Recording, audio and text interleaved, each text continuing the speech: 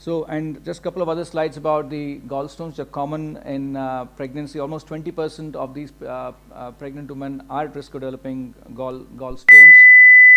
I'll just take another 2-3 minutes.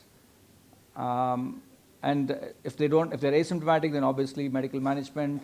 If they're having symptoms, then the safest time to do a lap cholecystectomy is in the second trimester. ERCP sometimes we do have to do, and we do it quite with less radiation in patients who do have any risk of cholangitis for these patients. Viral hepatitis, I think thankfully it is not so common. Of course, in antenatal check, all the patients do get checked for hepatitis B and C. Hepatitis B definitely needs to be checked. All the pregnant women should be checked.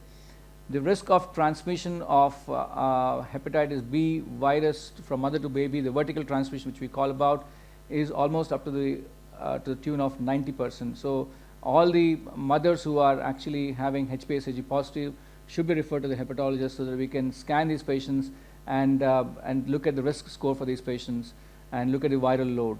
And during the delivery, all these mothers should be, all the babies after the delivery should be given immunoglobulins along with the vaccination immediately post-delivery.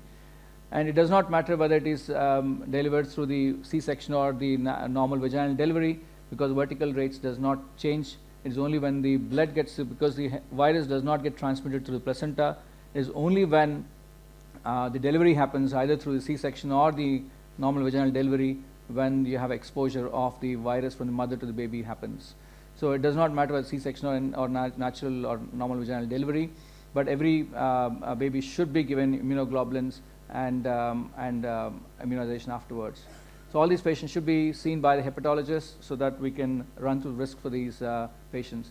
HCV transmission is not so common, thankfully, to mother to baby. Only about 4 to 5% risk is there. But of course, hepatitis C should be treated for all these patients who are actually positive for hepatitis C.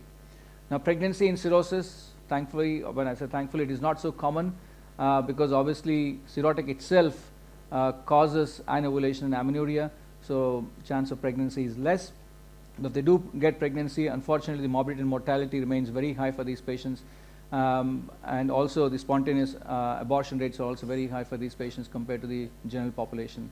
For obvious reasons, the risk of mortality is very high for patients who are cirrhotic patients who are pregnant, and termination of pregnancies most often happens because of the risks that, risk factors they have, an increased portal hypertension, and prematurity is also significantly increased for these patients. So these should be managed at a high risk group and should be carefully monitored by the hepatologist and also by the obstetrician.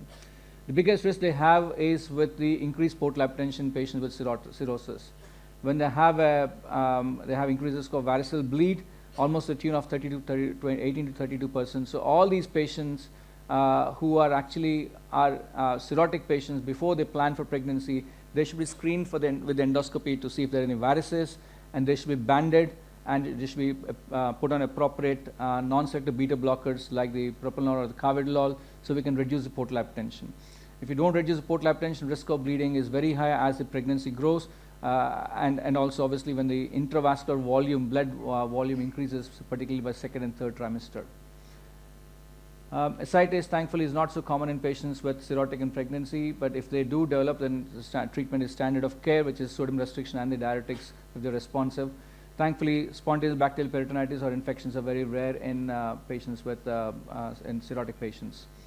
Hepatic encephalopathy, again, risks, precipitating factors like the medications and the electrolyte disturbances should be carefully monitored, and also for any kind of a GI bleed which can precipitate HE. So we should always be mindful of it.